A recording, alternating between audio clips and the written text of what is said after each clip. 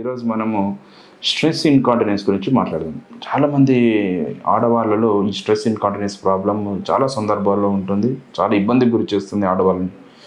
ఏమి అంటే patient దగ్గినప్పుడు, తుమ్మినప్పుడు urine అనేది, మూత్రం అనేది లీక్ అయిపోతూ ఉంటుంది అనమాట. మన ప్రైవేట్ పార్ట్స్ నుంచి లీక్ అయిపోతూ ఉంటుంది. సార్ దీనికి కారణం ఏమి అంటే multiple pregnancies, pelvic floor muscles week అయిపోవడం పేషెంట్కు. ఓకే, రకరకాల కారణాలు, దీనికి ఎగ్జాంపుల్ రకరకాల కారణాలు ఉంటాయి.